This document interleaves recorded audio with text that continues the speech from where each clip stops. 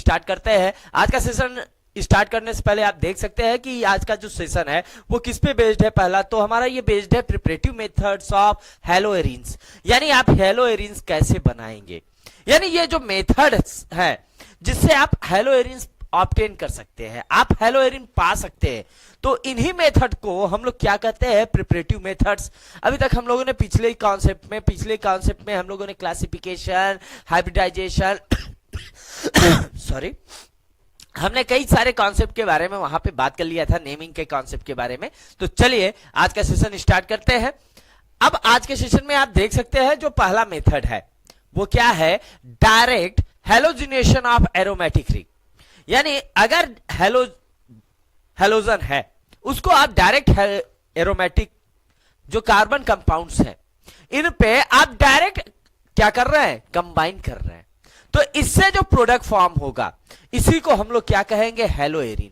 अब इस कॉन्सेप्ट को समझने के लिए आपको एक कॉन्सेप्ट समझना होगा। भाई एरोमेटिक है तो एरोमेटिक कंडीशन के लिए आप क्या करेंगे, ये बेंजीन क्या होगा, बेंजीन। अब बेंजीन की रिएक्शन आप किससे कराएंगे, हैलोजन से, X2 यानी हैलोजन से, तब तो ये बनाएगा ना हैलोएरिन। अब इस कॉन्सेप्ट को कैसे समझेंगे, अब आप देखिए बेंजीन में क्या होता है कि जितने भी कार्बन होते हैं उन सारे कार्बन के पास क्या जुड़ा होता है, हाइड्रोजन जुड़ा होता है। अब जैसे ये हाइड्रोजन है, इस हाइड्रोजन की बात कर रहे हैं, तो इस हाइड्रोजन में आपको क्या ध्यान देना होगा कि जैसे ही आप इस हाइड्रोजन को ब्रेक करेंगे तो इधर कौन सा चार्ज आएगा, प्लस, और इधर क्या जाएगा, मान लेते हैं माइनस। अब एक हैलोजन है, हैलोजन किस में ब्रेक होता है, फ्री रेडिकल्स में, x free radical, x free radical. अब फ्री रेडिकल, कोई भी फ्री रेडिकल किसी से भी जुड़ सकता है। तो यहां से क्या हुआ कि बेंजीन रिंग पे क्या आ गया, हैलोजन आ गया, और क्या निकल गया, HX।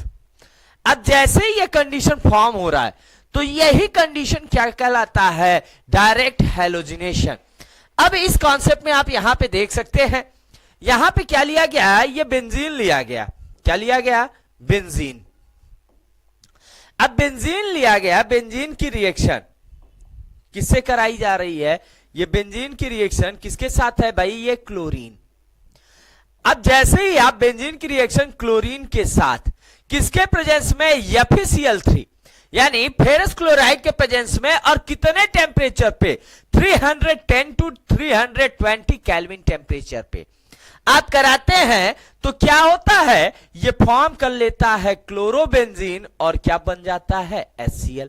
अब सिंपल सा यहां पे आपको मैकेनिज्म क्या समझना है भाई, बेंजीन रिंग थी, बेंजीन रिंग में यहां पे क्या था, H था, यहां क्या है, Cl2। अब ये H ब्रेक करेगा, यहां प्लस और यहां क्या आएगा, माइनस आएगा। आप इस Cl2 को ब्रेक करेंगे तो ये Cl फ्री रेडिकल और ये Cl फ्री रेडिकल, इस माइनस के साथ ये फ्री रेडिकल, इस प्लस के साथ ये फ्री रेडिकल। तो क्या हुआ कि बेंजीन रिंग के पास जहां H था वहां अब क्या आके जुड़ गया, Cl, और H के साथ क्या जुड़ गया, Cl। तो अब यहां पे क्या बन गया, बेंजीन पर Cl यानी क्लोरोबेंजीन, और साथ में क्या बन गया, HCl। अब यही कॉन्सेप्ट आप किसके साथ देख रहे हैं, आप यही कॉन्सेप्ट आप देख रहे हैं ब्रोमीन के साथ, यहां थोड़ा सा मिसप्रिंट हो गया, Br2। अब जैसे ही आप ब्रोमीन के साथ देखेंगे तो क्या करना है, आपको यही लेना है, बेंजीन लेना है, बेंजीन के साथ आपको क्या ले लेना है, ब्रोमीन ले लेना है। और जैसे ही बेंजीन के साथ ब्रोमीन लेंगे तो अब यहां पे प्रेजेंस आपको ध्यान देना है कि अगर आप क्लोरीन ले रहे हो तो प्रेजेंस किसका होना चाहिए, आयरन क्लोराइड का। अगर आप ब्रोमीन ले रहे हो तो आयरन ब्रोमाइड का। टेम्परेचर सेम रहेगा, टेम्परेचर से आपको डिफरेंस नहीं याद रखना है, आपको टेम्परेचर क्या करके रखना है, सेम करना है। अब यही मैकेनिज्म यहां फॉलो होगा, बस आपको क्या करना है, बेंजीन रिंग लेना है, यहां के हाइड्रोजन को आपको ब्रेक करना है, इधर प्लस और इधर माइनस। ब्रोमीन को आपको ब्रेक करना है, Br2 को, Br free radical, and second one Br free radical, यहां से ये प्लस इस फ्री रेडिकल से, ये माइनस इस फ्री रेडिकल से, और एट लास्ट ये क्या बना लेगा, बेंजीन रिंग पर Br आ जाएगा, और साथ में क्या निकल जाएगा, HBr। अब आप यहां पे देख सकते हैं कि क्या बन रहा है, ब्रोमोबेंजीन और साथ में ब्रोमाइड एसिड। अब यहां पे जो हमें जनरल कॉन्सेप्ट समझना था वो ये था कि जब आप ऐसी कंडीशन करते हो तो आपको एक बात याद रखनी है, आपको एक बात दिमाग में बैठा के रखना है। क्या रखना है दिमाग में बैठा के? अब वो कॉन्सेप्ट आपको क्या ध्यान देना है, कॉन्सेप्ट आपको यहां पे ध्यान देना है कि benzene plus halogen, benzene plus halogen क्या फॉर्म करेगा, हेलोएरिन प्लस हैलाइड एसिड। यानी ये दिमाग में आपके बैठे रहना चाहिए भाई कि अगर आप बेंजीन की रिएक्शन हेलोजन से करा रहे हैं तो जैसे ही आप बेंजीन की रिएक्शन हेलोजन से कराएंगे तो क्या फॉर्म करेगा, हेलोएरिन फॉर्म करेगा और साथ में क्या बना लेगा, हैलाइड एसिड। आप हर एक कॉन्सेप्ट का बेटा आप एक बात ध्यान रखिएगा कि हर एक कॉन्सेप्ट का आप स्क्रीनशॉट लेते चलिएगा, क्योंकि ये बहुत सारे कॉन्सेप्ट ऐसे होते हैं जो आपके बोर्ड एग्जाम्स में, आपके कॉम्पिटिटिव एग्जाम में पूछे जाते हैं। तो इस सारे कॉन्सेप्ट को आपको समझ के रखना है, ठीक है। अब चलते हैं नेक्स्ट कंडीशन पे। हमारा नेक्स्ट कंडीशन क्या कह रहा है कि halogenation of arenes is an electrophilic substitution reaction. यानी जब हम हेलोएरिन के फॉर्मेशन की बात कर रहे हैं, यानी हेलोजन्स के लिए हम हेलोजिनेशन रिएक्शन की बात कर रहे हैं, तो ये जनरली कौन सा रिएक्शन मैकेनिज्म शो करा रहा है, इलेक्ट्रोफिलिक। अब इलेक्ट्रोफिलिक कैसे समझ में आए, तो इलेक्ट्रोफिलिक कंडीशन को समझने के लिए आपको एक बात ध्यान देनी है। क्या ध्यान देना है भाई, बेंजीन रिंग है, इस बेंजीन रिंग पर क्या है कि भाई अगर हम Cl2 ले रहे हैं तो ये अब यहां पे क्या कह रहा है कि भाई जैसे ही आप यहां से H ब्रेक करेंगे ये प्लस और ये माइनस, यहां से ये Cl फ्री रेडिकल और ये Cl फ्री रेडिकल, ये प्लस इस माइनस से, ये माइनस इस प्लस से ऐड होना चाहेगा। अब ये प्लस इस माइनस से जुड़कर क्या बना लिया, HCl बना लिया। लेकिन एक बात ये बचेगी कि भाई ये माइनस है, तो माइनस तो जनरली किससे जुड़ना चाहता है, प्लस से ना। तो यहां पे ये क्या होना चाहिए, Cl प्लस होना चाहिए। यानी जनरली जो फ्री रेडिकल कंडीशन में Cl है, ये किस कंडीशन को फॉलो करेगा, इलेक्ट्रोफिलिक कंडीशन को। तो यहां से ये बात आपको दिमाग में बैठा लेनी है। ये बात क्लियर? अब आते हैं इस कॉन्सेप्ट में। The function of the halogen carrier is to generate electrophile which attacks the benzene ring to form the product. और जैसे ही आप इसकी बात करते हैं तो यहां पे आपको एक बात ध्यान में रखनी है कि जैसे ही आप हेलोजन की रिएक्शन कर रहे हैं तो यहां पे आपको क्या ध्यान देना है कि भाई अब यहां पे हेलोएरिन है, इसका हेलोजिनेशन करना है, यानी हेलोजन के साथ रिएक्शन कराना है। किसके प्रेजेंस में, FeCl3 के प्रेजेंस में। तो दिमाग में एक बात याद रखना है कि हेलोएरिन्स जब हेलोजिनेशन कराते हैं तो ये क्या फॉर्म करते हैं, आर्थो एंड पैरा डाइहेलोएरिन्स। यानी आर्थो और पैरा होते हैं। अब आर्थो किसे कहते हैं बेटा, जिनके बीच में एंगल जो है वो 60 डिग्री हो तो उसे हम आर्थो कहते हैं। अगर 180 डिग्री एंगल हो जाए तो उसे हम क्या कहते हैं, पैरा कहते हैं। अब इस कंडीशन को आप कैसे समझेंगे, अब जैसे हमारे पास क्या है, एक हेलोजन है यहां पे X, अब हमने क्या ले लिया X2, तब अब ये दो कंडीशन फॉलो करेगा कि अगर ये जहां से हेलोजन ग्रुप जुड़ा है उसके साइड वाला कार्बन जो है उस पर से, यानी नेबर कार्बन से हाइड्रोजन को निकाले, तो यहां पे ये प्लस और ये क्या बनाएगा, माइनस। अब यहां से जैसे ही ये ब्रेक होगा तो x प्लस x माइनस, अब ये प्लस इस माइनस से और ये माइनस इस प्लस से ऐड होगा और क्या बना लेगा, बेंजीन रिंग। इस पर क्या होगा, यहां x, अब यहां भी क्या आके जुड़ गया x। अगर ऐसी सिचुएशन आई तो इसे हम लोग क्या कहेंगे, आर्थो डाई हेलोबेंजीन। क्या कहेंगे, आर्थो डाई हेलोबेंजीन। अब जब यही मैकेनिज्म किस पोजीशन के लिए आ जाए कि जिस कार्बन पे हेलोजन जुड़ा है उसके अपोजिट डायरेक्शन कार्बन, यानी यहां का अपोजिट ये हो गया, इस पर हेलोजन आपको जोड़ना हो, तब आप क्या करेंगे, जब ऐसी सिचुएशन आएगी तब आप यहां पे क्या ले लेंगे, हाइड्रोजन। अब इस बॉन्ड को ब्रेक करेंगे, ये प्लस और ये माइनस।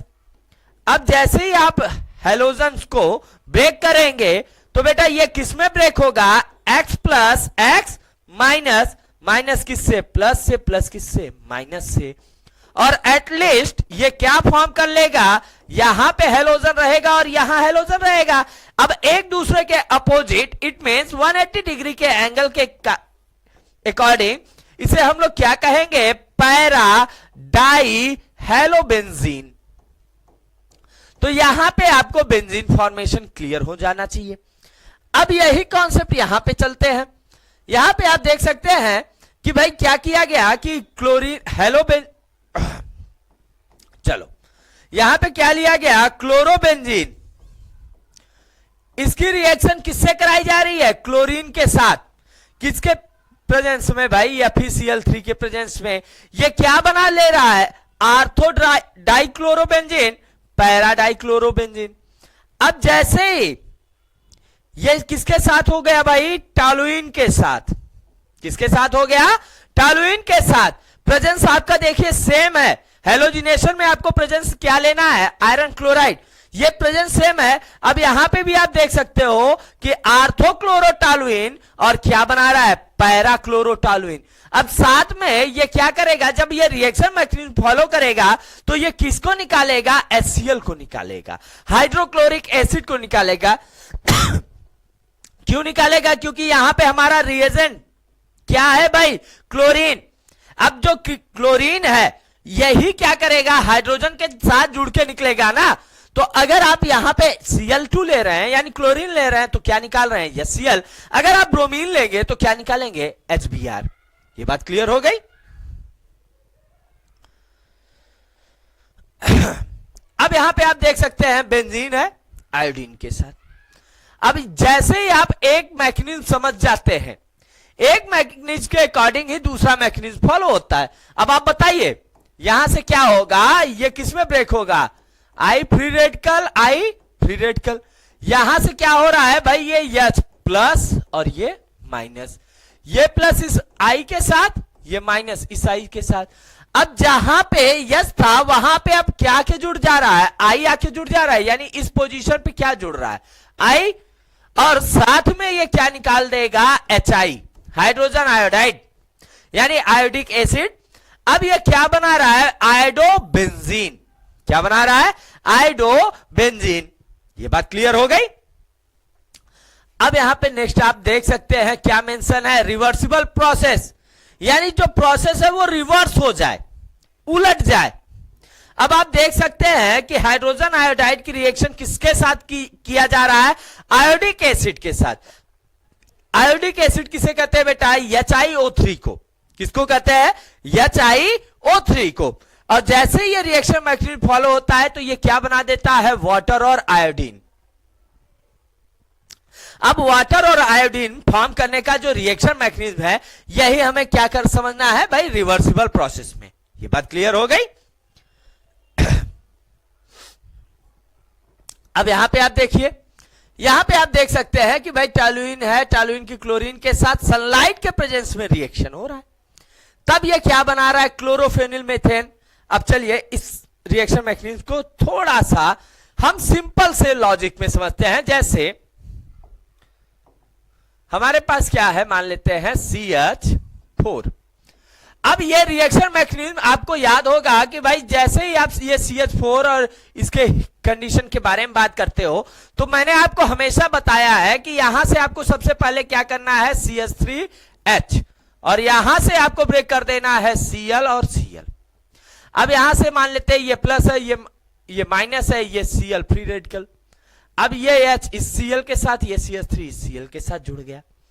पहले कंडीशन में ये क्या बनाएगा, CH3Cl, और साथ में क्या रिलीज कर देगा, HCl। अब जैसे ही आप दूसरा कंडीशन लेंगे CH3Cl, इसकी रिएक्शन मैकेनिज्म किसके साथ, Cl2 के साथ सनलाइट के प्रेजेंस में कराएंगे और हीट कर देंगे। तो बेटा यहां से क्या करेगा, ये Cl फ्री रेडिकल बनाएगा, ये भी Cl फ्री रेडिकल, यहां से अब क्या होगा H, और साथ में ये क्या निकालेगा CH2Cl। अब यहां से ये माइनस और ये प्लस, इन दोनों को फिर से वही काम, प्लस को माइनस से। अब यहां से ये क्या बन जाएगा CH2Cl2 प्लस HCl। अब ऐसे ही जब आप हर एक स्टेप में जाएंगे, थर्ड स्टेप में ये क्या बनाएगा भाई, एक हाइड्रोजन निकल रहा है, एक क्लोरीन ऐड हो रहा है, तो क्या बनाएगा CaCl3, और लास्ट स्टेप में ये क्या बना लेगा CCl4। अब ये जो कॉन्सेप्ट है इसको ध्यान दीजिए, ये क्या कहलाता है, ये कहलाता है मेथिल क्लोराइड। क्या कहलाता है, मेथिल क्लोराइड। ये क्या कहलाता है, मेथिल डाइक्लोराइड, मेथिल डाइक्लोराइड। ये कंडीशन क्या कहलाता है, मेथिल ट्राइक्लोराइड। और ये क्या कहलाता है, कार्बन टेट्राक्लोराइड, कार्बन टेट्राक्लोराइड। अब यहां ध्यान देना है भाई, ये इसे हम कार्बन टेट्राक्लोराइड क्यों कर रहे हैं, इसे मेथिल टेट्राक्लोराइड क्यों नहीं कर रहे हैं। तो बेटा इसे इसलिए नहीं कहते क्योंकि कार्बन के साथ हाइड्रोजन नहीं है। अगर हाइड्रोजन होता तो हम इसे क्या कहते हैं, मेथिल कहते हैं। ये बात क्लियर हो गई। अब यही मैकेनिज्म देखिए, ध्यान दीजिएगा, इसी मैकेनिज्म को हम लोग जो हमारा बैक प्रोसेस है उसमें अप्लाई करने जा रहे हैं, उसे आप समझिए।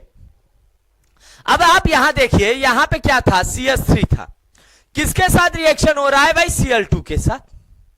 तो क्या होगा यहां से, अब इस रिएक्शन मैकेनिज्म को आपको ऐसे समझना है, C123H, साथ में क्या है Cl2।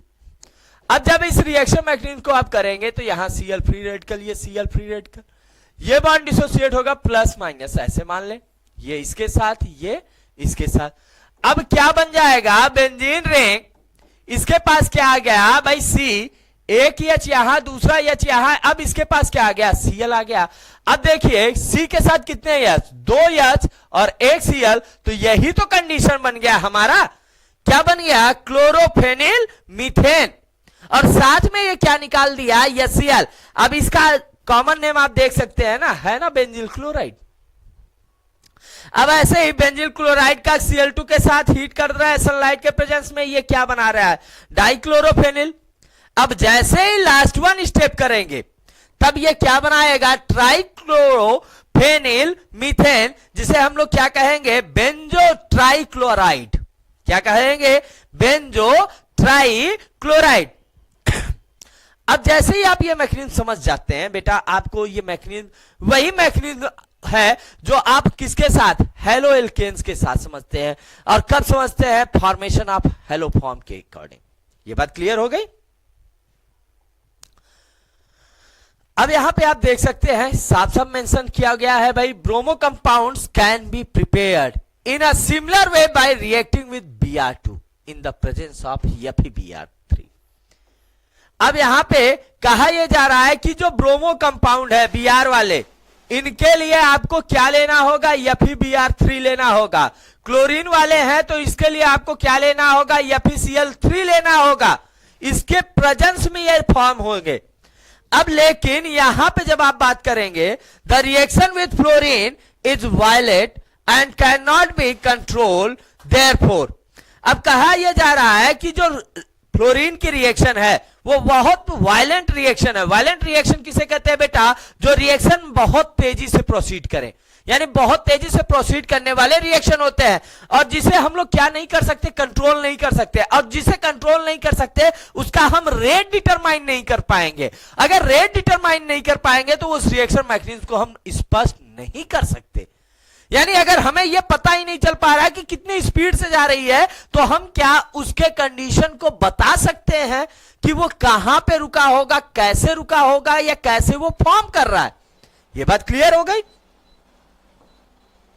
अब यहां पे आप देख सकते हैं, अब क्या कहा जा रहा है, fluoroarene can not be prepared by direct fluorination of aromatic hydrocarbon. यानी आप जो फॉर्मेशन ऑफ फ्लोरोएरिन है, या जिसे आप कह सकते हो फ्लोरोबेंजीन, ये डायरेक्ट हेलोजिनेशन प्रोसेस से तो पॉसिबल नहीं है। क्लियर। अब चलते हैं नेक्स्ट पॉइंट पे। अब बेटा यहां पे आपको जो नेक्स्ट समझना प्रिपरेशन में वो हमारा क्या है, सैंडमेयर रिएक्शन। अब सैंडमेयर रिएक्शन में हम लोग क्या याद रखेंगे कि डाईएजोनियम सॉल्ट, ये ध्यान दीजिएगा, डाईएजोनियम सॉल्ट, इसकी रिएक्शन आप जब कराएंगे किसके प्रेजेंस में, CuCl कॉपर क्लोराइड या क्यूप्रिस क्लोराइड और HCl के प्रेजेंस में, तो ये क्या बना देगा, ये बनाएगा हेलो एरीन और साथ में ये क्या निकालेगा, नाइट्रोजन गैस। क्या निकालेगा, नाइट्रोजन गैस। अब इस रिएक्शन मैकेनिज्म को पहले समझते हैं फिर आगे हम बात करते हैं। अब हमने कहा कि बेंजीन रिंग है डाईएजोनियम सॉल्ट, तो डाईएजोनियम सॉल्ट किसे कहते हैं बेटा, N2Cl को।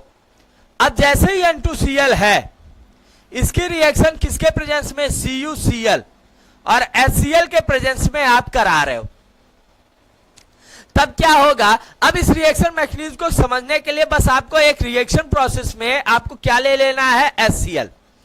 अब यहां से क्या होगा, ये ब्रेक करेगा H प्लस Cl माइनस में, यहां से ये बॉन्ड ब्रेक करेगा, ये Cl माइनस और ये क्या फॉर्म करेगा अभी, प्लस। अब जैसे ही ये बॉन्ड ब्रेक करोगे बेटा, यहां प्लस और ये क्या आएगा, माइनस।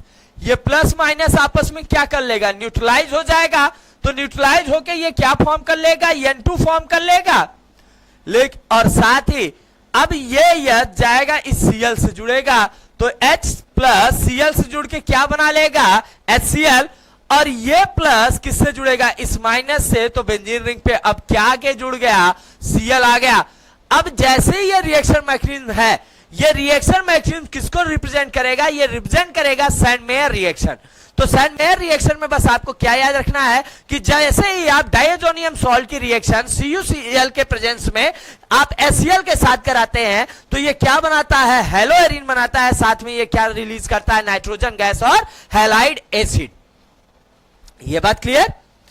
अब आप यहां पे ये मैकेनिज्म यहां पे देख सकते हो कि भाई यहां पे क्या हो रहा है, ये बॉन्ड जो है ये N2Cl यहां से ब्रेक हुआ, N2 के पास कौन सा चार्ज आ गया, प्लस, Cl के पास कौन सा चार्ज आ गया, माइनस। अब जैसे ही ये प्लस माइनस चार्ज आ गया ना, फिर आप क्या देख रहे हो कि भाई वेट बेटा, आप यहां पे क्या देख रहे हो कि भाई जैसे ही ये आ गया तो ये Cl क्या हुआ कि भाई यहां से N2 निकल गया और ये HCl यहां से ब्रेक होके H प्लस Cl माइनस में। अब यहां पे ये प्लस, यहां से ये बॉन्ड ब्रेक हुआ, यहां प्लस और यहां माइनस, ये माइनस और प्लस आपस में न्यूट्रलाइज होके N2 बना के निकल गया। ये H इस Cl के साथ ये Cl बना लिया, इस प्लस के साथ ये Cl पे क्या आ गया, बेंजीन पे क्या आ गया, Cl आ गया।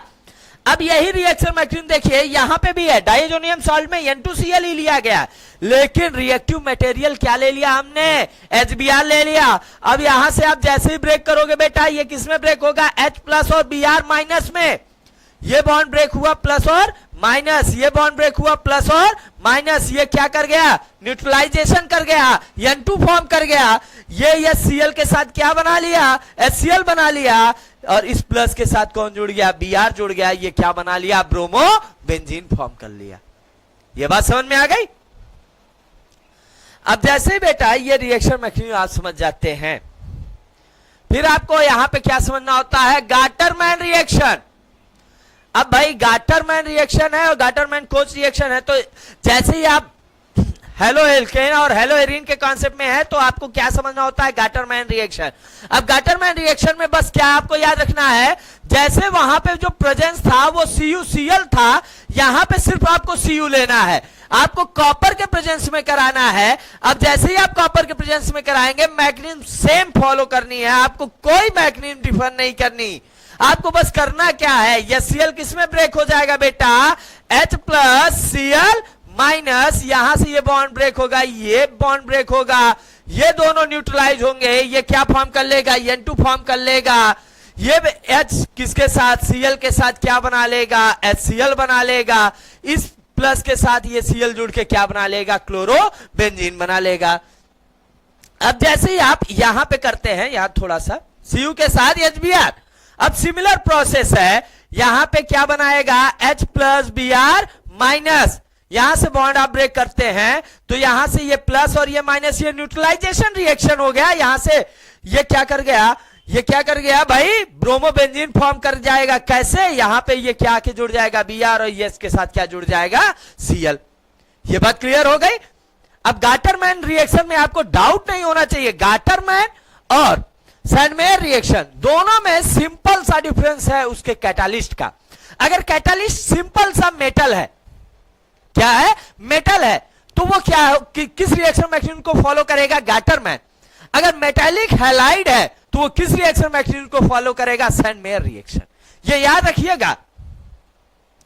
अब नेक्स्ट चलते हैं बेटा, आप यहां पे देख भी सकते हो गाटरमैन रिएक्शन के लिए यहां पे क्या दिया हुआ है कि भाई अगर आप गर्म कर रहे हो पोटेशियम आयोडाइड के साथ तो ये क्या बना रहा है। अब आप देख सकते हो यहां से ये बॉन्ड ब्रेक हुआ, यहां प्लस और यहां माइनस, ये बॉन्ड ब्रेक करो, ये प्लस और ये माइनस, ये प्लस और माइनस आपस में न्यूट्रलाइज हो जाएगा, क्या फॉर्म कर लेगा, N2।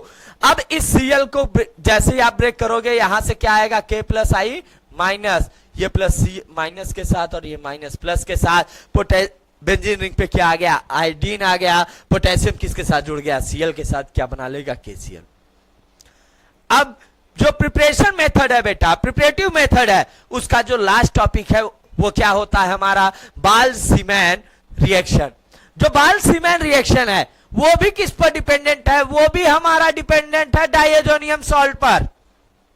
किस पर डिपेंडेंट है, डाइएजोनियम सॉल्ट। बस आपको यहां पे क्या करना होता है, यहां पे आपको थोड़ा सा ध्यान देना होता है।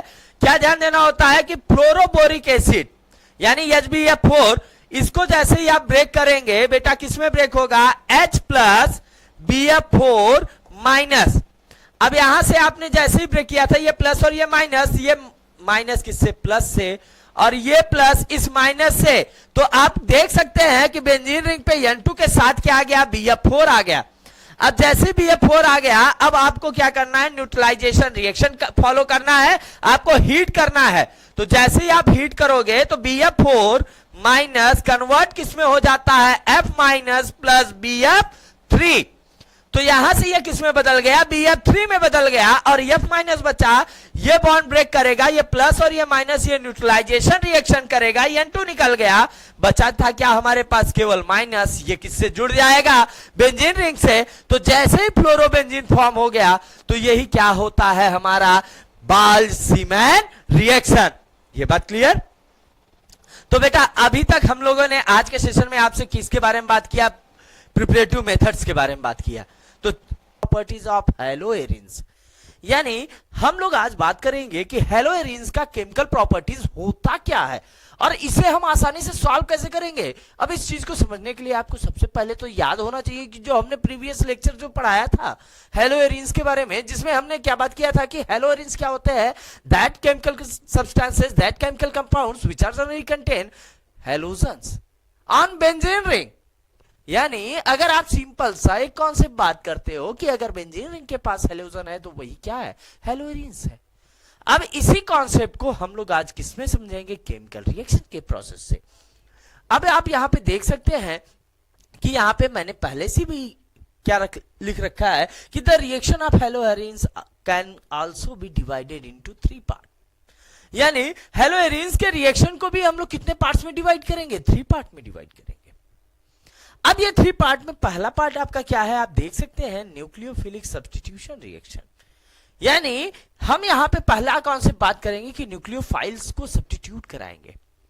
सेकेंड वन कॉन्सेप्ट क्या है, इलेक्ट्रोफिलिक सब्स्टिट्यूशन रिएक्शन। यानी हम लोग क्या करेंगे, दूसरे कॉन्सेप्ट में हम लोग समझेंगे कि भाई इलेक्ट्रोफाइल को आप सब्स्टिट्यूट कैसे आप करेंगे। और थर्ड कॉन्सेप्ट में जब हम बात करेंगे तो किसके बारे में बात करेंगे, रिएक्शन विथ मेटल्स के बारे में बात करेंगे। तो आज का कॉन्सेप्ट हमारा कहां से स्टार्ट होगा, आज का हमारा कॉन्सेप्ट स्टार्ट होगा न्यूक्लियोफिलिक सब्स्टिट्यूशन रिएक्शन से। तो चलिए आज का सेशन मेन टॉपिक तो यहीं से है, तो आज का सेशन हम यहीं से मानते हुए चलते हैं। तो चलिए अब सेशन को स्टार्ट कर लेते हैं प्रॉपर तरीके से। अब यहां पे आप देख सकते हो कि क्या सबसे पहले क्या मेंशन हुआ है कि reason for the less reactivity of chlorobenzene. यानी जो क्लोरोबेंजीन है उसका लेस रिएक्टिव होना, ये इसका रीजन क्या है। यानी आप कैसे कह सकते हो कि क्लोरोबेंजीन लेस रिएक्टिव है। अब इस चीज को समझने के लिए आपको एक बात दिमाग में आनी चाहिए कि भाई haloarenes are highly on reactivity toward nucleophilic substitution. यानी अगर न्यूक्लियोफिलिक सब्स्टिट्यूशन रिएक्शन है तो इसमें जो हेलोएरिन्स हैं वो क्या होंगे, वो बहुत ही ज्यादा या कह सकते हैं आप निग्लेजिबल कंडीशन को शो कराते हैं कि वो रिएक्टिविटी ऑर्डर कंडीशन करे। अब इस कंडीशन को कैसे आप समझेंगे, अब यहां पे दूसरा रीजन क्या दिया हुआ है, आप इस रीजन को ध्यान दीजिएगा। क्या रीजन हुआ है कि the pair of electrons on halogen atom is a conjugation with the pi electron. यानी ये किससे कंबाइन होता है, पाई इलेक्ट्रॉन, और किसके पाई इलेक्ट्रॉन, बेंजीन रिंग।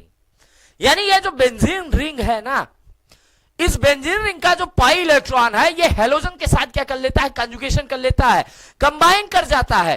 और ये कंबाइन जैसे ही करेगा ना तो ये क्या करता है कि ये रिएक्टिविटी जो इसकी है, यानी ये खुद को स्टेबल बना लेता है उस बेंजीन रिंग पर।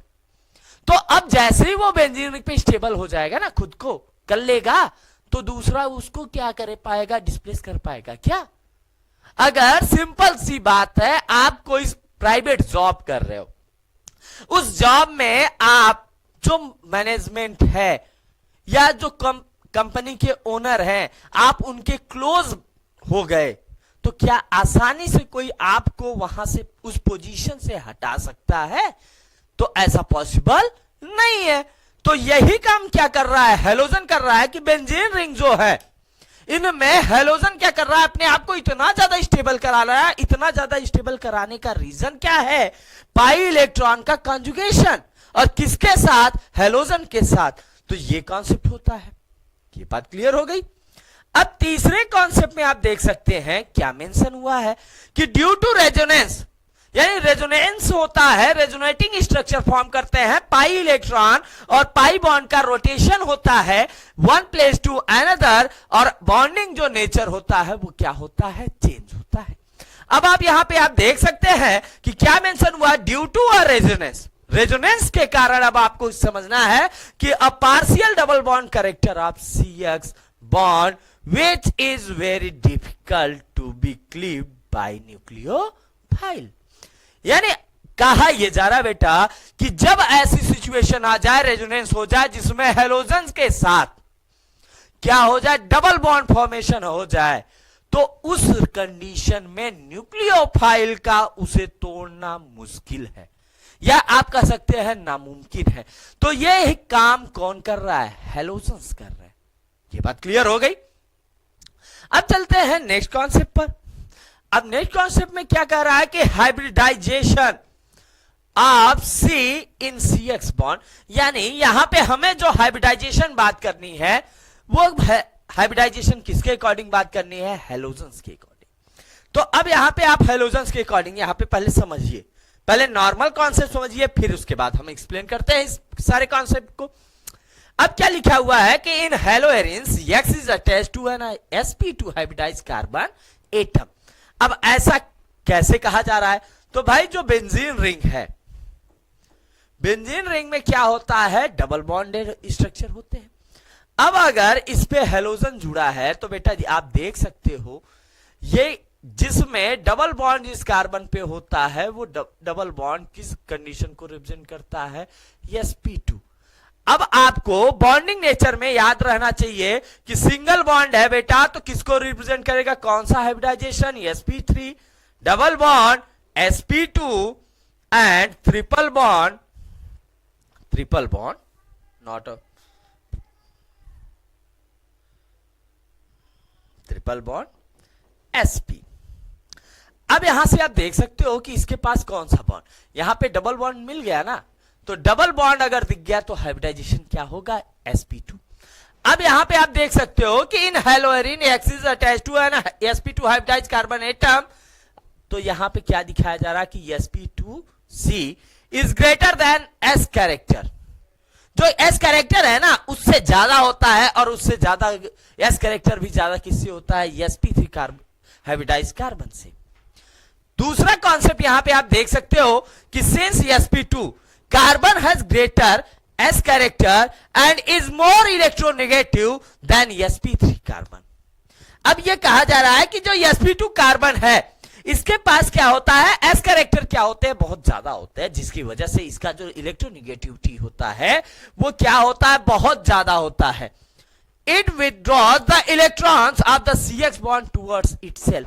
ये अपनी ओर खुद ही किसको विड्रॉ करने लगता है, इलेक्ट्रॉन को, कि भाई इलेक्ट्रॉन आओ मेरे पास आओ। तो ये कॉन्सेप्ट कौन निभाता है भाई, हेलोजन्स। यानी हेलोजन्स खुद ही कहते हैं कि इलेक्ट्रॉन आप आ जाओ हमारे पास, हम भले आपसे इलेक्ट्रॉन लेने वाले हैं लेकिन अब हमारे पास ज्यादा इलेक्ट्रॉन आए। इस कॉन्सेप्ट को फॉलो कौन करने लगता है, हेलोजन्स करने लगते हैं। थर्ड वन कॉन्सेप्ट में आप देख सकते हैं कि results in decrease in bond length. अब जब ऐसी सिचुएशन आती है ना तो जो बॉन्ड लेंथ होता है वो क्या कर जाता है, डिक्रीज कर जाता है, कम हो जाता है, छोटा हो जाता है। और जब कोई चीज छोटा हो ना उसे तोड़ना क्या होता है, मुश्किल होता है।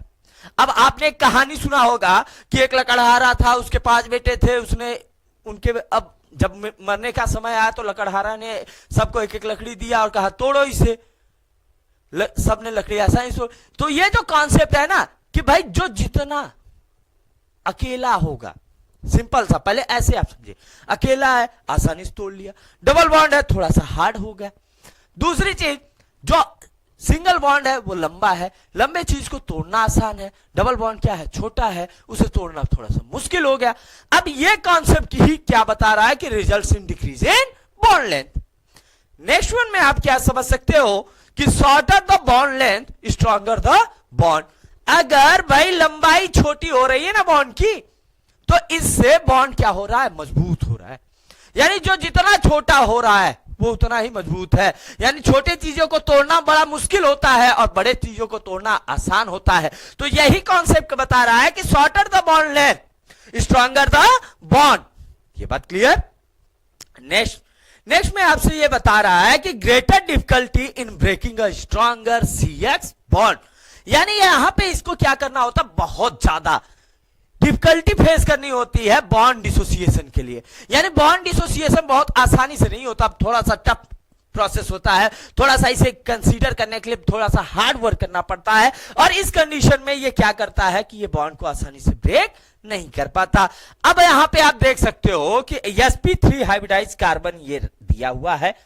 यानी कार्बन के पास अगर सिंगल बॉन्ड है तो मैंने आपसे बताया कि भाई sp3 रखना। अब यहां पे इस कार्बन के पास आप देखिए ना, इधर क्या है, सिंगल, इधर भी सिंगल, इधर भी सिंगल, चारों तरफ सिंगल बॉन्ड है। सिंगल बॉन्ड है तो हाइब्रिडाइजेशन क्या हो गया, sp3। आप इस कंडीशन में आप देखिए यहां पे इधर तो डबल बॉन्ड आ गया ना, डबल बॉन्ड आ गया तो कौन सा हाइब्रिडाइजेशन, sp2। अब इस sp3 हाइब्रिडाइज्ड कार्बन का जो बॉन्ड लेंथ मेंशन किया गया है बेटा 177 पिकोमीटर, और जो आपका sp2 है इसका क्या मेंशन है, 169 पिकोमीटर। अब जैसे ही मैंने ये कॉन्सेप्ट आपको दिखाया, समझाया, तो इसमें अब बस आपको ये वाला कॉन्सेप्ट याद आ जाना चाहिए कि shorter the bond length stronger the bond. अब इसका बॉन्ड लेंथ क्या है, ज्यादा, इसका बॉन्ड लेंथ क्या है, कम, तो कौन सा बॉन्ड स्ट्रॉन्गर होगा भाई, ये बॉन्ड क्या होगा, स्ट्रॉन्गर, और ये बॉन्ड क्या होगा, वीक। ये बात क्लियर।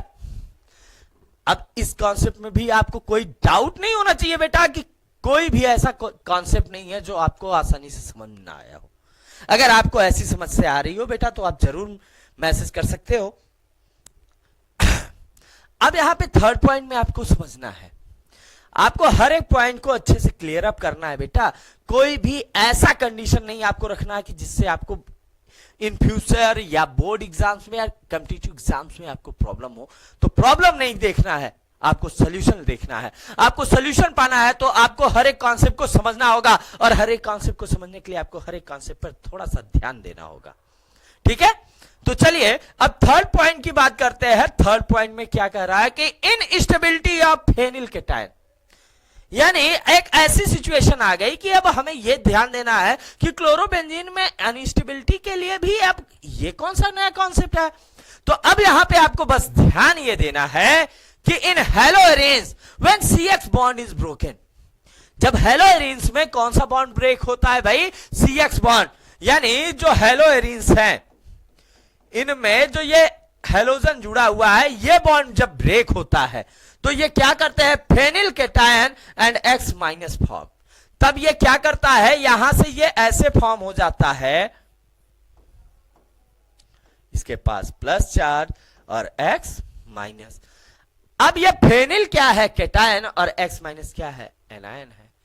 अब ये जो चार्ज है, चार्ज क्या डिनोट करता है कि भाई इस चार्ज से हम ये बता सकते हैं कि किसमें इलेक्ट्रॉन रिमूव हुआ है या कौन इलेक्ट्रॉन गेन कर रहा है। इस कॉन्सेप्ट से आपको क्लियर हो जाएगा। सेकेंड वन में आपको यहां पे क्या ध्यान देना है कि phenyl cation is highly unstable as the positive charge resides on an electronegative sp2 carbon atom. अब यहां पे ये कहा जा रहा है कि ये क्या करता है? रिसाइड्स होने लगता है। यहां पे पहले आएगा, फिर यहां आने लगेगा, फिर यहां आने लगेगा। यानी ये लगातार क्या करता है? रिवॉल्व करने लगता है, जिसकी वजह से ये क्या करता है कि अनस्टेबिलिटी करता है। और अनस्टेबिलिटी किस पे लाके रख देता है? sp2 कार्बन पर। यानी ऐसे कार्बन जिन पे हाइब्रिडाइजेशन क्या होता है? sp2, उन पे लाके ये क्या कर देता है? अनस्टेबिलिटी ला देता है। अब थर्ड वन कॉन्सेप्ट में क्या कह रहा है कि it is not stabilized by any electronic displacement effect by like resonance. यानी ये किसी भी कॉन्सेप्ट से, किसी भी कंडीशन से स्टेबल नहीं हो पाता।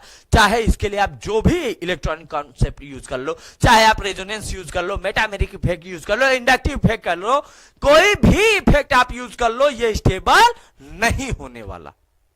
और जब ये आप फोर्थ वन पॉइंट की बात करते हो तो इसमें क्या मेंशन है कि due to unstable carbocation it can not undergo SN1 reaction. अब भाई ये क्या बनाता है? कार्बोकेटायन बनाता है। कार्बोकेटायन यानी कार्बन के पास प्लस चार्ज, और ऐसी सिचुएशन में ये क्या नहीं कर पाता? SN1 reaction. यानी SN1 रिएक्शन को ये फॉलो नहीं कर पाता। अब SN1 एंड SN2 रिएक्शन आपको याद होना चाहिए कि SN1 रिएक्शन क्या होता है? स्लो रिएक्शन होता है, मोर देन टू स्टेप्स लेता है रिएक्शन को प्रोसीड कराने में, कंप्लीट कराने में।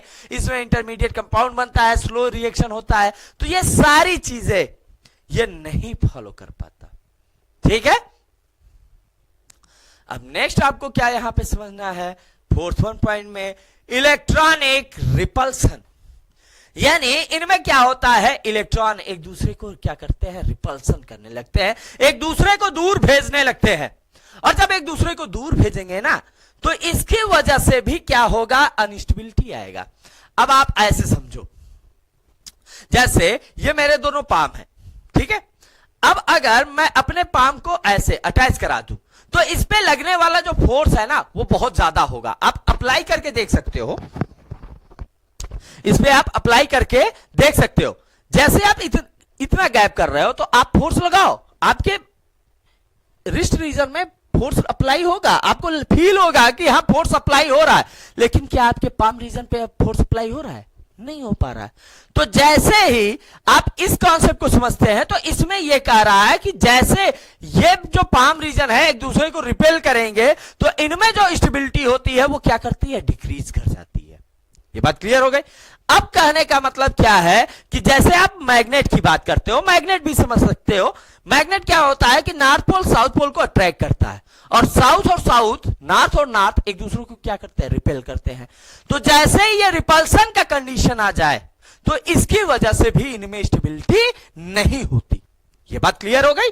तो आप यहां पे आप देख सकते हो कि an incoming nucleophile experience repulsion from the electron rich phenyl ring in aryl halide. अगर हम यहां से कोई न्यूक्लियोफाइल इस पर लाते हैं तो ये क्या फील करा देता है कि भाई ये इलेक्ट्रॉन रिच होता है, और ये इलेक्ट्रॉन रिच है तो इसको ये क्या करता है? रिपल करने लगता है। यानी इसको ये आना तो चाह रहा है इस पे, लेकिन ये क्या करता है कि इसे दूर भेज देता है। और जब इसे दूर भेज देगा तो क्या आसानी से न्यूक्लियोफाइल हेलोएरिन्स पे कंबाइन हो सकते हैं? तो ऐसा पॉसिबिलिटी नहीं होने देता। कौन नहीं होने देता? Phenyl ring. ये बात क्लियर हो गई। अब नेक्स्ट वन आपको क्या समझना है? Ortho and para directing. पहला कॉन्सेप्ट तो यही आपको समझना है। ओ से यहां पे बेटा आपको ध्यान देना है आर्थो वर्ड, और पी से आपको क्या ध्यान देना है? पैरा। अब यहां पे आप देख सकते हो कि since haloarenes are electron rich, यानी जबकि हमें यह पता है कि हेलोएरिन्स क्या है? इलेक्ट्रॉन रिच है। These undergo electrophilic substitution reaction. फिर भी ये किस में जाते हैं? Electrophilic substitution reaction. Electron rich है, लेकिन इसके साथ साथ ये किस रिएक्शन मैकेनिज्म को फॉलो कर रहे हैं? Electrophilic substitution reaction, where the attacking species is an electrophile. जबकि जो अटैकिंग स्पीसीज है वो क्या है? इलेक्ट्रोफाइल है। क्या है बेटा? इलेक्ट्रोफाइल। अब इलेक्ट्रोफाइल और न्यूक्लियोफाइल में आपको डिफरेंस याद होगा कि इलेक्ट्रोफाइल वो ग्रुप्स होते हैं जिनके पास चार्ज क्या होता है? प्लस। और न्यूक्लियोफाइल क्या होते हैं? ऐसे ग्रुप्स होते हैं जिनके पास चार्ज क्या होता है? माइनस। तो अब यहां से आपको एक बात ये क्लियर रखनी है। सेकंड वन आपको यहां पे क्या ध्यान देना है? Due to M plus M effect, यानी जो मेजोमेरिक इफेक्ट है इसकी वजह से क्या कर रहा है? Electron density increases. जो इलेक्ट्रॉन की डेंसिटी है वो क्या कर जाती है? इंक्रीज कर जाती है, बढ़ जाती है। और जैसे ही बढ़ेगी ना तो ये क्या कराता है कि at ortho and para position किस पे बढ़ती है? आर्थो और पैरा पर। और जब भाई आर्थो एंड पैरा पे डेंसिटी इंक्रीज करेगी तो कोई भी ग्रुप ऐसे जब प्लेस पे जाना चाहता है कि जहां पे उसकी मैक्सिमम डेंसिटी यानी मैक्सिमम स्टेबिलिटी चांसेस हो, तो मैक्सिमम स्टेबिलिटी चांसेस किस पोजीशन पे बन रहे हैं? आर्थो एंड पैरा पर। थर्ड वन आप क्या ध्यान दे सकते हैं कि X is deactivating due to minus I effect. जो एक्स है, हेलोजन है, वो डीएक्टिवेट होता रहता है। किसकी वजह से होता रहता है? माइनस आई इफेक्ट की वजह से। यानी माइनस आई यानी माइनस इंडक्टिव इफेक्ट आपको क्या कराता है कि भाई जो भी हेलोजन है वो अपने नेचर को धीरे धीरे कम करता रहता है and withdraws electron from the benzene ring. और जो बेंजीन रिंग है, क्या है? बेंजीन रिंग, उससे इलेक्ट्रॉन को विड्रॉ करा देता है, इलेक्ट्रॉन को निकाल देता है। ये बात क्लियर हो गई। और लास्ट वन पॉइंट में क्या मेंशन है यहां कि hence this reaction are so slow as compare to benzene. इसी वजह से ये जो रिएक्शन है ना वो बहुत ही क्या है? स्लो होते हैं। अब आप यहां पे रेजोनेंस देख सकते हो। ये क्या थे? हेलोजन। अब इलेक्ट्रॉन रिवॉल्व होके इस कार्बन पे आया तो इस कार्बन ने इस पे ला दिया। अब जैसे इस पे आया तो फिर क्या हुआ? ये यहां पे आना चाहा, फिर ये यहां से यहां, और ऐसे ये रिवॉल्व हो रहा है। अब ये क्या कंडीशन है? ये सारा कंडीशन किसको रिप्रेजेंट करता है? रेजोनेंस को। ये बात क्लियर हो गई। अब बेटा नेक्स्ट आपको यहां पे क्या समझना है? Nucleophilic substitution reaction. क्या समझना है?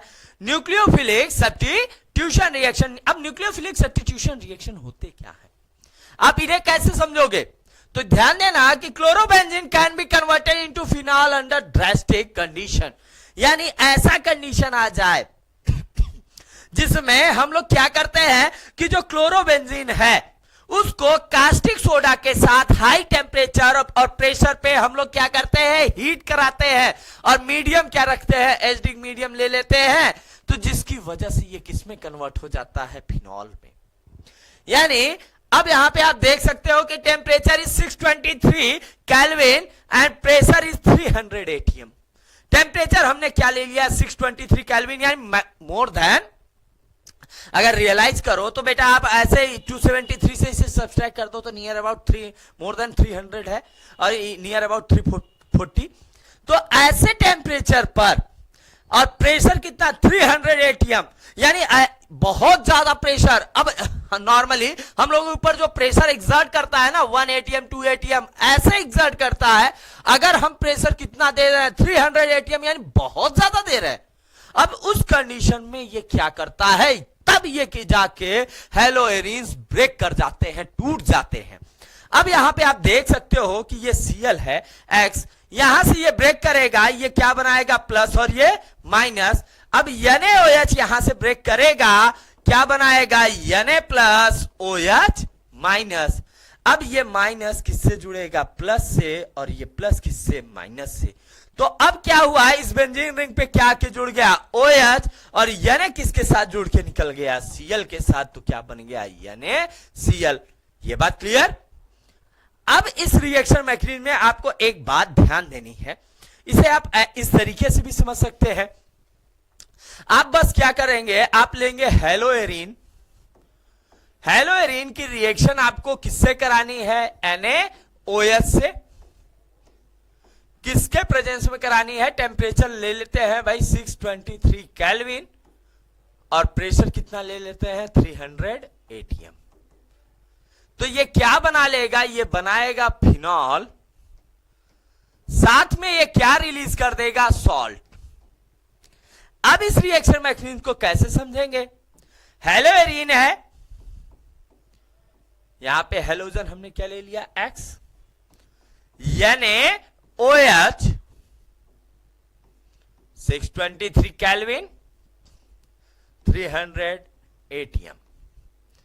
अब यहां से जैसे आप इसे ब्रेक करोगे, ये किस में ब्रेक होगा Na प्लस OH माइनस, यहां से ब्रेक करोगे X माइनस, और ये प्लस, प्लस किससे जुड़ेगा माइनस से, माइनस किससे जुड़ेगा प्लस से।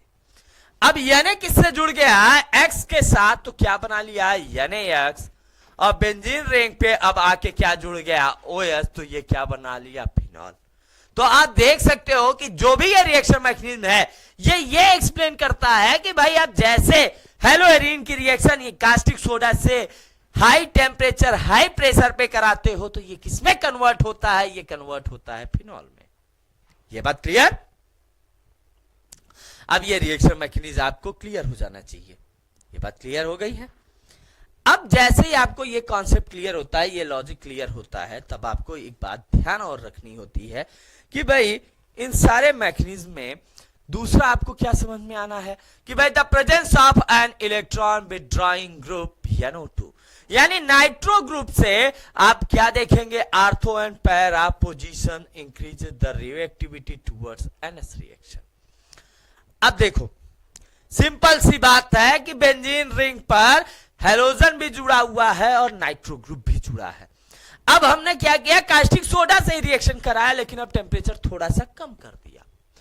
अब ये जैसे ही कम किया तो जो नाइट्रो ग्रुप था ना, ये क्या करता है, ये फोर्स करता है, क्या करता है, ये फोर्स अप्लाई कर रहा है कि भाई नहीं, अब जहां पे हेलोजन है वो उसकी तरफ फोर्स देगा कि भाई अब तुम निकलो, अब अगर मैं हूं अब तुम निकल जाओ।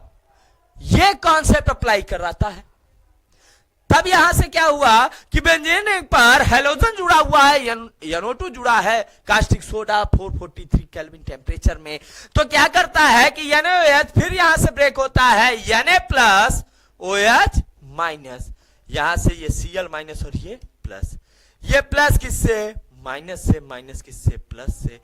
अब यहां से ये क्या करता है, आर्थो पोजीशन पैरा पोजीशन, थोड़ा सा यहां पे NaCl है।